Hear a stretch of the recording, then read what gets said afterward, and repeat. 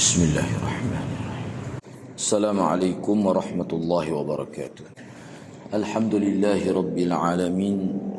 Wassalatu wassalamu ala ashrafil anbiya wal mursalin. Nahmaduhu wa nasta'inuhu wa nastaghfiruh. Wa na'udzu billahi min shururi anfusina wa min sayyiati a'malina. Man yahdihillahu fala mudilla lahu wa man yudlil fala hadiya lahu. Rabbi shrah li sadri wa yassir li amri wahlul 'uqdatam min lisani yafqahu qawli. Amma ba'd. Alhamdulillah, bersyukur pada Allah Subhanahu wa taala kerana dapat bersama pada malam ini. Insya-Allah pada malam ini saya akan sambung perbincangan di bawah tajuk Al-Mujibus Tsamin. Yani prinsip keselamatan yang ke-8, al-hadhr minal ujb wal-ightirar. Berhati-hati terhadap penyakit ujub dan terpedaya dengan amal-amal salih. Tajuk ini telah kita bincang dalam sesi lepas. Cuma pada malam ini sebagai sambungan kita ambil 79, muka surat 79. Wal wajibu 'alal insan, di situ. Wal wajibu 'alal insan an ya'lam annahu muqassir wa annahu mahma balagha fi 'amalihi falam yu'addi syukra ni'amillahi 'alayhi.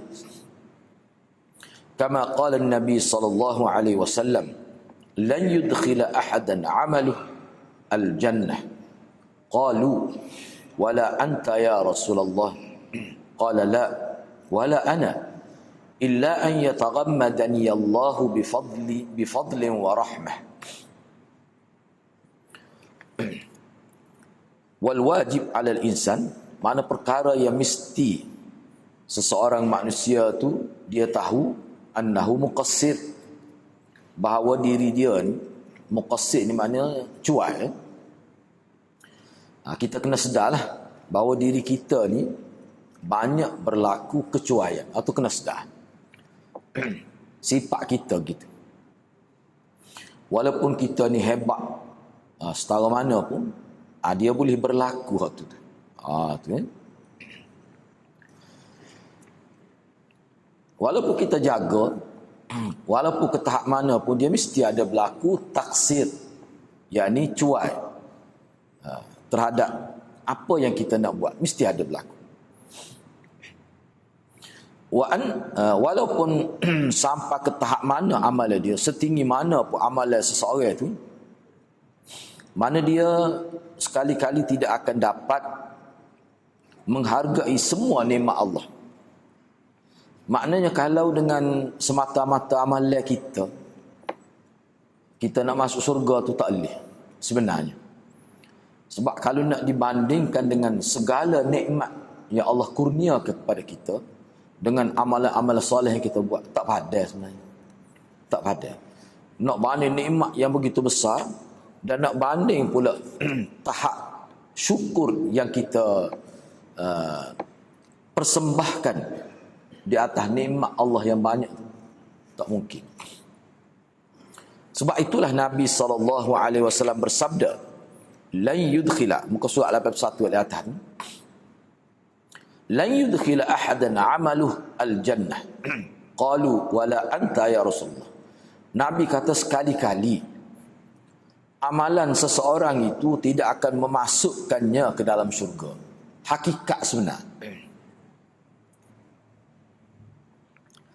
Hakikat sebenarnya amalan manusia walaupun sebanyak mana, tidaklah menjadi, kita terpunca lah, tidaklah amalan itu sendiri yang memasukkan seseorang ke dalam syurga. Tidak. Bila Nabi sebut gitu, sahabat tanya, wala anta ya Rasulullah. Rasulullah pun gitu juga. Jadi Rasulullah ni masuk syurga pun bukan kerana amalan lah, gitu kah? Maka Nabi kata, la wala ana, tidak, aku pun tidak gitu. Illa an yataghammadanillah, kecuali apabila Allah meliputi kurniaan dan rahmatnya kepadaku. Maknanya Nabi kata aku ni masuk surga kerana rahmat Tuhan. Kerana kelebihan kurniaan daripada Allah Subhanahu Wa Taala. So kamu aku sendiri pun gitu. Itu yang dimaksudkan di sini. Jadi daripada kenyataan ini jelas menunjukkan bahawa amalan manusia itu tidak menjadi orang panggil penyebab sebenar untuk seseorang itu masuk surga. Jadi kalau begitu, fungsi amalan itu apa? Jadi fungsi amalan itu adalah untuk mendapat rahmat daripada Allah. Rahmat Allah itu sebenarnya. Sebab itulah daripada kenyataan inilah para ulama membuat andaian. Dia kata kadang-kadang mana boleh jadi, walaupun amalan kita orang nampak sikit pun, boleh jadi kita masuk syurga. Sebab apa? Sebab kita tidak tahu dalam banyak-banyak amalan kita ni sebenarnya hak manakah yang menjadi punca sebenar kita dapat rahmat Tuhan. Kita tak tahu. Apakah punca daripada salat ataupun punca daripada kita berihsan kedua ibu bapa? Hak sebenar yang menjadi faktor terbesar mana kita dapat rahmat Tuhan, kita tak tahu. Sebab itulah kita digalakkan, bahkan dibimbing oleh Nabi supaya kita buat semua kita boleh buat, walaupun nampak kecil, kalau terbentang di hadapan kita, kita buatlah. Jangan kita pilih hak besar-besar, kita tak tahu punca sebenar. Sebab dalam hadis tu ada disebut orang buat baik ke anjing pun boleh masuk surga. Nuzamai Bani Israel. Satu yang disebut. Boleh masuk surga. Sebab rahmat Allah. Wa kana dhalika al-hal fi khiyari hadhihi al-ummah min as-sahabah faman ba'dahum. Wa min dhalika qaul Abdullah bin Abi Mulaikah rahimahullah wa huwa min ulama'i at-tabi'in. Adraktu 30 min ashabin Nabi sallallahu alaihi wasallam. Kulluhum yakhafu an-nifaq ala nafsihi. Wa kana dhalika al-hal, kalaulah begitu terhadap orang yang terpilih dari kalangan umat, dari kalangan sahabat Nabi. Mana kalau sahabat Nabi pun Nabi kata mu ni semua ni masuk surga bukan kerana amalan. Bukan. Bahkan Nabi kata aku sendiri pun tidak begitu. Tetapi aku dapat masuk surga kerana fadlin wa rahmah. Yani fadlin wa rahmatin, fadlin min Allah wa rahmatih. Kerana kurniaan Allah dan kerana rahmat Allah. Baik. Jadi kalau begitu, makna generasi terpilih dari kalangan umat ini yang terdiri dari kalangan sahabat pun masuk surga kerana rahmat Tuhan, bukan kerana amalan. Padahal kita tahu dah sahabat tu segi amalan hebat pada kita. Pergi perang berpuluh-puluh kali.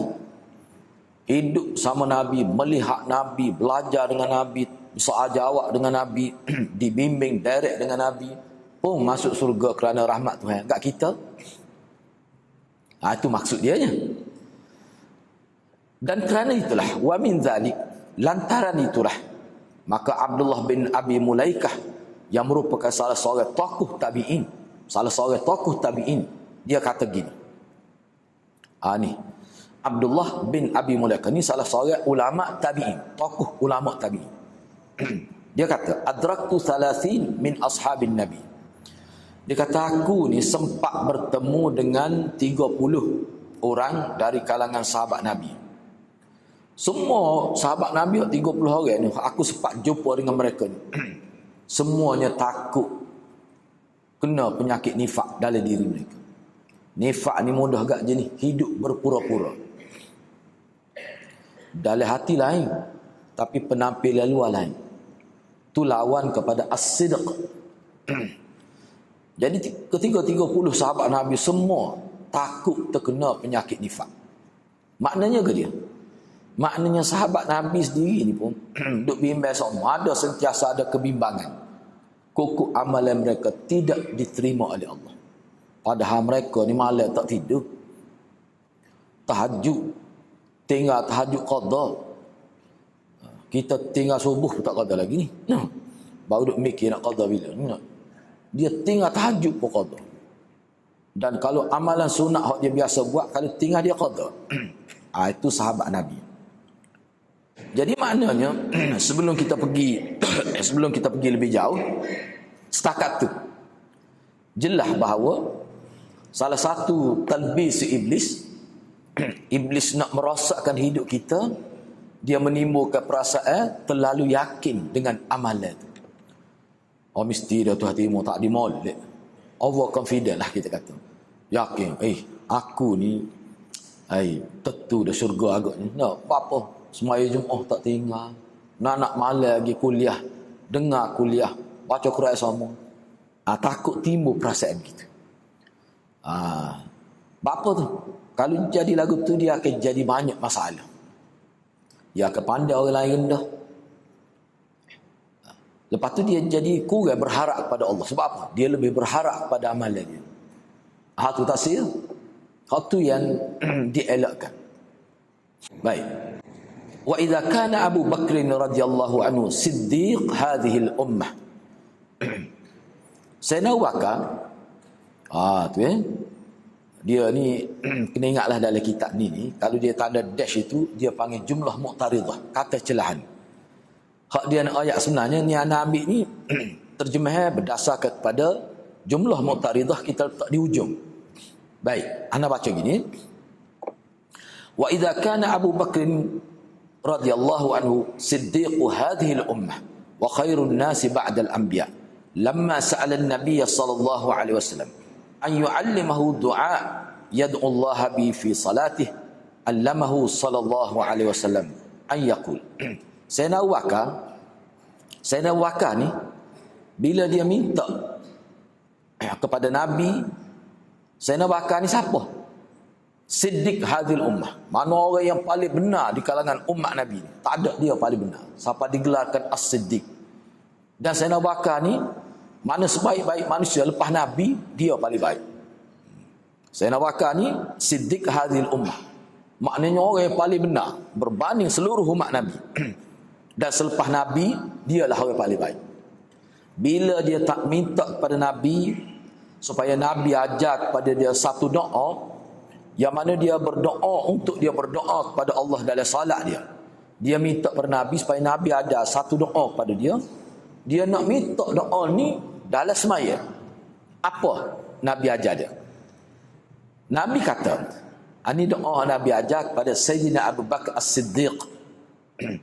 Allahumma inni zalamtu nafsi zulman kathira wa la yaghfiru adh-dhunuba illa ant faghfir li maghfiratan min 'indik warhamni innaka antal ghafurur rahim. Fa kaifa ash-sha'nu biman huwa dunah? Allahumma, ya Allah ya Tuhanku, inni zalamtu nafsi, sesungguhnya aku telah melakukan kezaliman terhadap diriku sendiri, zulman kathira, banyak kezaliman. Maka aku ni telah banyak melakukan kezaliman terhadap diri aku sendiri. Nabi suruh doa gitu. La yaghfiru dzunub illa ant, dan tidak ada sesiapa yang boleh mengampunkan dosa-dosa kecuali engkau sahaja. Oleh itu, fa' tu kalau dalam bahasa Arab panggil fa' lil jawab dia panggil. Fa' lil jawab. Oleh itu, ighfirli, ampunilah dosaku, maghfiratan, dengan suatu keampunan, min indik, dari sisi engkau, warhamni, dan rahmatilah aku, innaka, sesungguhnya engkau, engkaulah al-ghafur, Tuhan yang maha pengampun, ar-rahim, yang maha mengasihani. Itu anda terjemuh secara harfiah. Mudah faham? Baik. Fa kaifa sya'nu biman huwa dunah? Kalau Saidina Abu Bakar pergi ni, orang lain yang lebih rendah daripada dia, tak kena nak buat main-main. Setara dia ni, metok dengan Nabi ajar agak satu doa khusus, biar saya boleh metok dalam semaya. Setara Abu Bakar gini. Enggak, kalau kita lebih rendah lagi daripada Saidina Abu Bakar, sepatutnya lebih banyak lagi dah. Jadi hadirat kena baca ni antara doa yang Nabi ajar untuk kita baca dalam salat. Nak baca masa mana tu? kau baca ketika rokok. Oh ni bacalah ketika sujud tu. Ataupun sebelum bui salat tu. Itu tepat yang disebut dalam hadis. Tepat yang sesuai untuk kita berdoa. Boleh juga. Boleh juga ni pun. Dia cumanya ni kalau nak kira asal dia kan. Soalan dia pun dia tanya ni kan. Doa dalam semaya. Tapi nak baca luar pun boleh. Kalau dalam Quran sebut tu doa Nabi tu. Lebih kurang gini juga. Rabbana zalamna anfusana wa illam taghfir lana. Tu lebih kurang lah. Tu memang apa ni doa Nabi tu. Baik. Jadi hak ni khusus.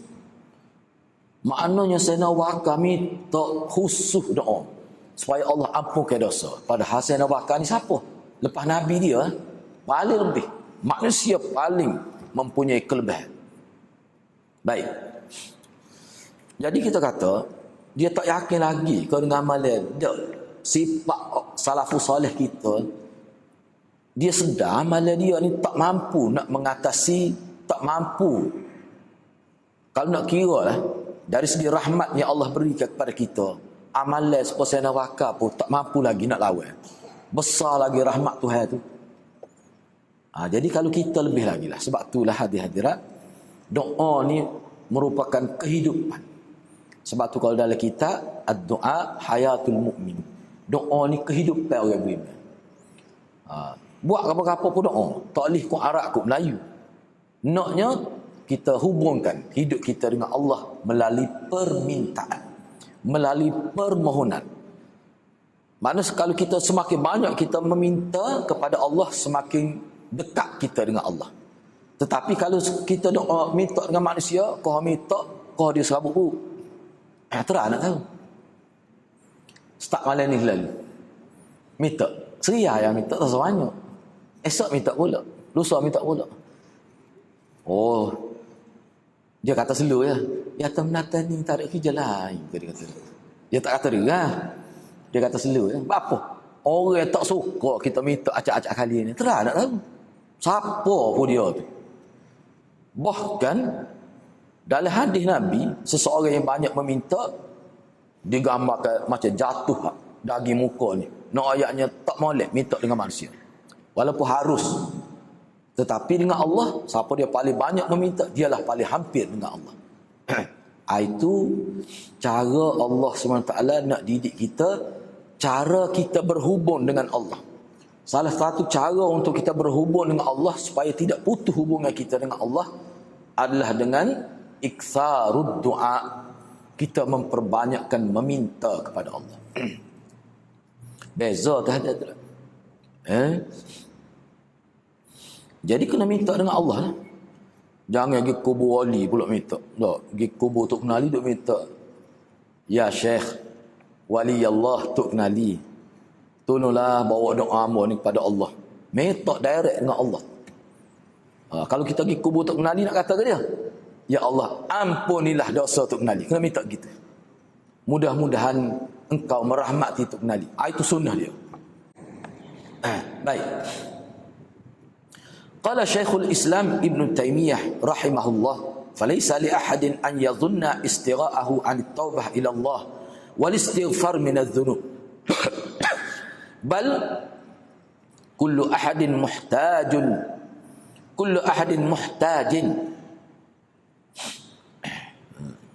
ila dhalika da'iman. Bal kullu ahadin muhtajun ila dhalika da'iman. Kata Syekhul Islam Ibn Taymiyah, dia kata, ini antara mutiara kata daripada Syekhul Islam Ibn Taymiyah. Dia kata tidak sepatutnya, tidak munasabah kalau seseorang itu dia menganggap dia tidak perlu kepada taubat kepada Allah. Dia tidak perlu istighfar kepada Allah daripada dosa-dosa. Kalau ada orang anggap begitu, itu tak patut. Jahim tu.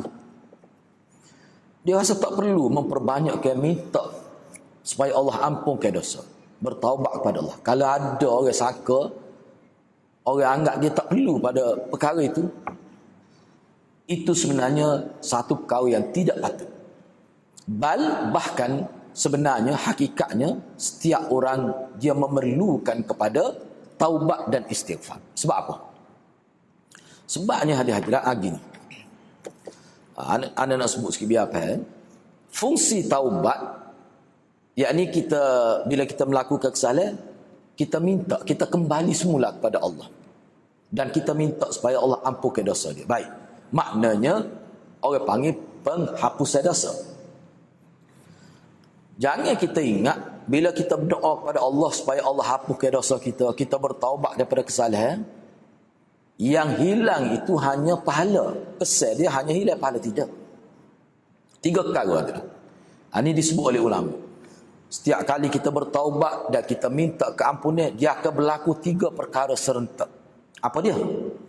Yang pertama, dosa kita akan dihapuskan oleh Allah. Sebanyak mana? Wallahu a'lam. Itu sah. Yang kedua, kita dapat pahala. Mana pahala kita bertambah. Pahala kita bertambah. Yang ketiga, dia berlaku, orang panggil apa ni? Dia memberi kesan kepada timbangan di mahkamah Allah. Baik, ana buat contoh gini. Katakanlah dosa kita pun 50, pahala kita pun 50. Sama berat. Bila Allah delete sebahagian dosa kita, hak 50 tadi mungkin jadi 30. Apa ni maknanya? Bila kata 50-50, bila Allah hapuskan dosa kita 20%, maknanya dosa kita tinggal 30%. Maknanya kalau atas dasar hak tu saja pun banyak pahala dah. Sedangkan setiap kali kita bertobat, setiap kali kita minta keampunan, Allah tambah pahala. Jadi makna proses pengurangan pahala secara automatik dia jadi berat. Bila hapus dosa, bila Allah hapuskan dosa, secara automatik jadi pahala jadi berat. Berat sebab apa? Pertama sekali kerana pertambah pahala. Sebab bertaubat boleh pahala. Lepas tu dosa pula kurang. Jadi bila dosa kurang, secara automatiknya bila timbang, mestilah kita kata pahala jadi berat. Itu kesan dia. Lepas tu setengah-setengah ulama' dia kata, tak, dia ada sah lagi. Jadi pak. Apa dia? Dia panggil a'la. A'la ni maknanya jadi naik darjat. Orang yang kuat bertaubat, kuat minta keampunan, dia jadi naik darjat. Itu 4 perkara. Kita kena ingat tu. Bukan main-main. Lepas tu ada setengah ulama' dia tambah sah lagi. Dia kata, kalau Allah terima taubat dan maghfirah kita, tertutup keaiban kita. Orang tak nampak. Tu dia panggil maghfirah.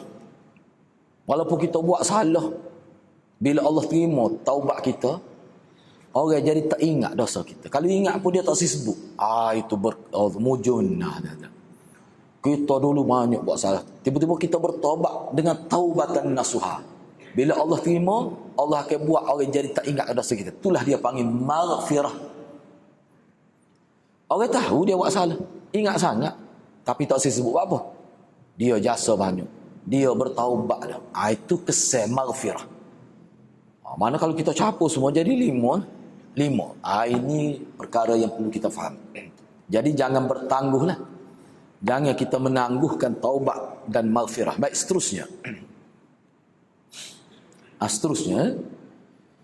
Falhasil, maka kesimpulannya, annal abda idza wuffiqa lil a'mali salih. Kesimpulannya, apabila seseorang diberi taufik ni, kalau kita nak terjemah, kita sebut semua billahi taufik wal hidayah. Apa makna taufik sebenarnya? Taufik ni maksudnya Allah selaraskan tindakan kita biar sesuai dengan kehendak dia. Itu makna taufik. Makna bila kita buat apa-apa dia jadi kena sama dengan kehendak Tuhan. Itu maknanya taufik. Kadang-kadang taufik ni boleh pada orang kampung ya. Pak ngaji tinggi lah mana Allah beri taufik. Bertuah besar hidup dia. Kadang-kadang orang alim tapi tak dapat taufik. Buat salah semacam alim jangan kira. Maknanya orang itu tak dapat taufik. Taufik ni maknanya Allah selaraskan tindakan kita jadi sesuai sama dengan kehendak Allah. Sentiasa dapat redha Allah. Itu makna taufik. Sebab tu di sini idza wufiqa, apabila seseorang diberi taufik untuk melakukan amal-amal soleh yang berkualiti. Bukan amal soleh saja, amal soleh at-tayyibah yang berkualiti. Fala yarkanu ila a'malih, maka orang itu dia tidak menyerah, dia tidak pasrah, dia tidak bergantung kepada amalan dia. Dia tidak akan bergantung dengan, dia tetap bergantung dengan Tuhan. Orang yang bergantung dengan amalan baik ni bahaya. Oh, dia kata aku akan dapat masuk surga sebab aku banyak derma. Itu tertipu dengan amal. Yarkan ini boleh dengan makna dia tidak akan tunduk pada amalan dia. Orang yang dia yakin amalan dia itulah penyebab dia masuk surga, orang ni dia tidak akan semak dalam amalan dia. Dia tidak akan muhasabah amalan dia. Tapi orang yang Allah beri taufik, dia tidak akan tunduk pada amalan. Makna dia tidak akan, orang panggil, berserah dengan sebab amalan dia. Oh, kita akan masuk surga. Yakin kita. Sebab apa? Sebab amalan kita ni banyak kita buat. Wala yaghtaru, dan dia tidak tertipu. Wala yaghtaru, dan tidak dia tertipu. Wa ya'jabu biha, dan dia tidak berasa ujub dengan amalan dia. Dia tidak berasa kagum dengan amalan dia sendiri. Tu kalau orang diberi taufik oleh Allah. Bal yakunu khaifan min adami qabuli amali. Bahkan seseorang yang diberi taufik, dia sentiasa timbul kerisauan, kebimbangan. Kok amalan dia Allah tak terima. Walaupun dia yakin dia buat molek, tapi bimbang takut Allah tak terima. Sebab itulah nak kali lepas melakukan ibadat dia kata taqabbalallahu minna wa minkum. Ya Allah, terimalah amalan kami dan amalan semua kamu ni. Sentiasa dia kata, lepas baca Quran pun taqabbalallahu minna. Ya Allah, terimalah amalan. Tu orang yang sentiasa dapat taufik. Setengah orang tu bila lepas baik, berasa 10 pahutan dia tu nak. Tu tak kena tu. Tak boleh gitu. Lepas baik, mintalah Allah terima amalan. Taqabbalallahu minna. Tu doa tu Nabi ajar. Terimalah. Baik. Seperti mana firman Allah Subhanahu wa taala, walladzina yu'tuna ma atau wa qulubuhum wajilah annahum ila rabbihim raji'un. Orang-orang yang memberikan sedekah. Orang-orang yang memberikan sedekah. Itu ma atau itu sesuatu yang mereka berikan. Kalau nak terjemah secara harfiah, walladzina, dan orang-orang yang yu'tuna, mereka memberikan ma akan apa yang atau apa yang telah mereka berikan, wa qulubuhum, dan hati-hati mereka wajilah, runsing, takut, bimbang, annahum ila rabbihim raji'un, bahawasanya mereka akan kembali kepada Tuhan mereka. Walaupun kuat amal, duk bimbang lagi, takut Tuhan tak terima. Sebab apa? Kena ingat tidak? Ayat ni bermaksud setiap amalan kita yang kita buat, hak baik ke hak buruk ke, semua akan ditunjuk di hadapan Allah. Dia pada hari akhirat ni, sebelum kita ditimbang di mahkamah Allah, ketika berada di pada mahsyar lah, dia panggil ashabul mauqif, mana orang berdiri di pada mahsyar nak tunggu perbicaraan Tuhan. Sebelum dia dibaca kesalahan dia dan disebut kebaikan dia di mahkamah Allah tu. Sebab dalam hadis sebut mahkamah Allah ni dia tinggi macam stage gitu, macam pentas gitu. Setiap orang akan diberi amalan dia, diberi catatan amal. Hak malaikat dia tulis masa kita hidup, itulah pertama kali kita akan baca sendiri. Lagu mana tu dalam hadis sebut, dalam Quran sebut, buku amalan ni akan dicari tuan dia. Dalam hadis sebut, maknanya buku ni melayang-layang di udara, dia pergi cari mana tuan dia. Dia kenal buku ni, dia kenal mana tuan dia. Hak malaikat dia tulis seumur hidup kita. Ada setengah orang ambil buku ni dengan tangan kanan. Itu dia panggil ashabul yamin. Orang-orang bertuah yang ambil buku amalan dengan tangan kanan. Ada setengah tu ambil buku dengan tangan kiri. Itu isyarat kepada keadaan dia yang tidak selamat lah. Baik, tak apalah. Jadi bila dia baca tu, inilah maksudnya anak ayatnya dalam berdasar pada ayat ni. Maknanya bila kita baca, kita jadi nampak dah amalan kita hak baik, hak buruk. Bagi orang-orang yang bertakwa, dia rasa alhamdulillah, Bagi orang-orang yang banyak melakukan maksiat, khususnya orang kafir, dia merasakan berat. Bolehnya hari ni boleh pedah hari ni. Dia berasa begitu. Baik. Masa tu orang lain tak tahu tu. Dia tak tunjuk orang, dia baca diri. Selepas tu barulah dibaca, selesai baca. Supaya masuk mahkamah lah. Mula-mula pertuduhan itu, kamu pada tarikh sikit, buat gini. Orang panggil pertuduhan. Maknanya, amalan kita tu akan dibaca, semua orang akan dengar. Hak tu yang maksud sini. Dia bimbang. Takut-takut semaya tadi, Tuhan tak terima. Boleh sikit. Itu bimbang. Tu wajilah, tu takut. Sebabnya, maksud bertemu Allah pada hari akhirat ni adalah untuk diberi pahala amalan baik dan diberi dosa amalan jahat. Baru kita tahu. Itulah pertama kali kita tahu, oh rupanya dosa aku sebanyak ni. Itulah pertama kali kita tahu bahawa pahala aku sebanyak ni. Selepas dikira. Baik kalau hadir-hadirat nak. Arak tu kat kita tiba-tiba tengok dosa banyak lah. Pahala sikit, agak-agak nak mana. Itulah. Jadi kenapa Quran sebut? Supaya kita beringat lebih awal. Beringat lebih awal. Masa duduk atas dunia ni kena beringat lalu. Takut keputusan kita dosa sampai 70%. Pahala 30%. Parut. Parut saja. Lepas tu nak buat lagu mana? Tak dapat syafaat pula. Lagu mana? Nak minta tolong siapa? Baca ayat. Nak minta tolong siapa tu? Lepeh kita. Atas dunia juga meta molek. Tak cak orang-orang marah. Meta molek. Ni. Maknanya kebimbangan ini perlu kita rasakan sebelum kita mati. Dan kena buat tindakan. Itu maksud ayat ni. Ayat ni kalau orang ngaji dia panggil khabariyah lafzan insya'iyah makna. Nampak macam cerita. Ayat ni nampak macam cerita. Nak cerita orang-orang yang bersedekah, mereka bimbang dalam hati mereka. Takut Tuhan tak terima. Sebab apa? Sebab amalan tu. Jadi bila bila kita tahu Tuhan tak terima tu? Lah ni ke? Tak. Amalan kita buat ni semua tu hadrat kita tahu Tuhan terima tak terima di hari akhirat. Tu masalah. Kalau tahu lah ni lalu mudah. Sebab tu kita kena tahu bimbang lalu. Kena semok selalu. Kena betul awal-awal. Betul awal-awal. Baik. Saya habiskan sedikit lagi.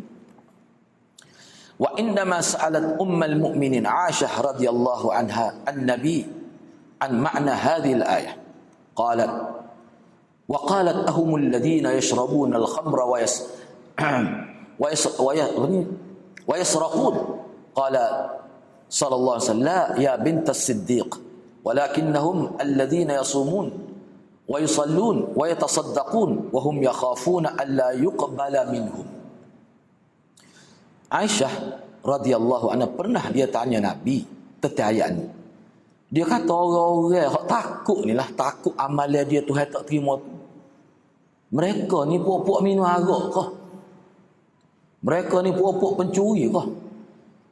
Puak-puak penyangak tu kah?